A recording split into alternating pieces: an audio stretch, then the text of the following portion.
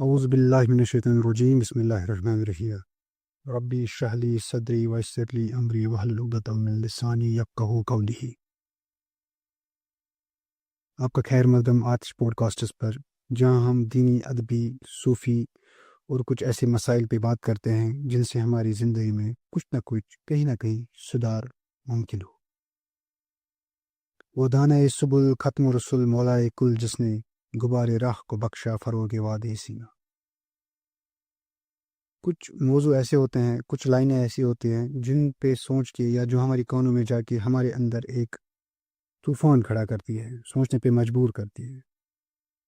جیسا کہ آج آپ دیکھ رہے ہو اسرائیل اور فلسطین کا جو مسئلہ ہے، انسان جب سوچتا ہے تو رونگٹے کھڑے ہوتے ہیں۔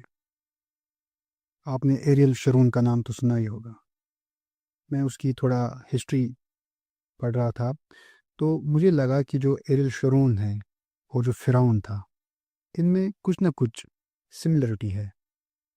ایریل شرون اسرائیل کا وزیر اعظم تھا۔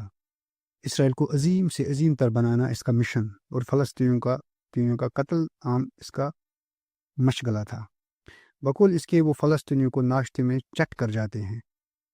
دنیا بھر میں اس کی شہرت اس وقت ہوئی جب انہوں نے جو فلسطین کے جو لوگ تھے، جو وہاں منتقل ہوئے تھے، ڈسپلیس ہوئے تھے اپنی جگہوں سے، ان کو کیمپوں میں یا ان کو زیر نگرانی ان کی جو زندگی تھی، ان کو انتہائی وحشت ناک زندگی ان کی بنا دی تھی ایریل شرون نے، اور ان کے کیمپوں میں ان کا قتل عام کیا تھا اس نے۔ حال ہی میں شرون کی موت ہو گئی۔ اس کی طبیعت 2005 کے اواخر میں خراب ہوئی تھی، اور مجھے لگ رہا تھا 70 سال کی عمر میں شاید اس کو فالج کا دورہ ہوا تھا۔ وہ مفلوج ہو کر کومے میں چلا گیا اور بنا کے سامنے بے کسی کی تصویر بنا کر بیٹھا۔ کافی عرصے سے وہ اسی حال میں تھا، اور ڈاکٹر اس کی جان بچانے کی کوشش میں لگے تھے۔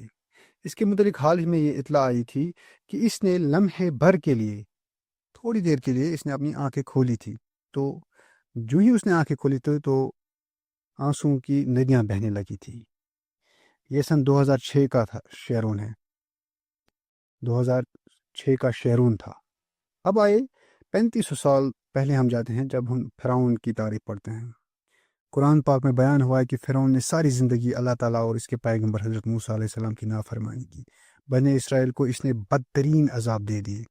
آخرکار اللہ تعالیٰ کے حکم سے حضرت موسیٰ نے اپنی قوم کے ساتھ ہجرت کی۔ فرعون جو تھا وہ بہت ظالم بادشاہ تھا، اور اس کے لشکر نے ان کا تعاقب کیا موسیٰ کا۔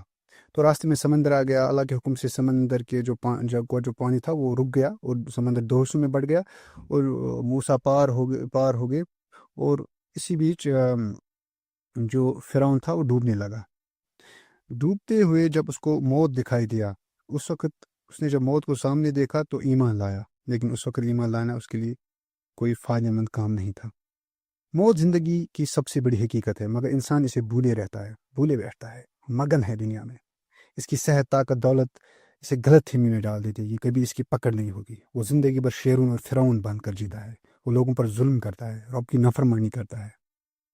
لیکن میں آپ سے بولنا چاہوں گا، جو بھی سنتے ہیں میرے اس پوڈ کاسٹس کو، اس آڈیو کو، کیا آپ کو لگ رہا ہے کہ عقل مند انسان وہ ہے جو اس بات کو زندگی میں سمجھ بیٹھے کہ ہمیں فرعون یا شیرون کا کردار نہیں ادا کرنا چاہیے، کیونکہ موت ہر فرعون کا انجام ہے، موت ہر شیرون کا انجام ہے۔ اس کے بعد ہمیں ایک اچھی زندگی گزارنی چاہیے۔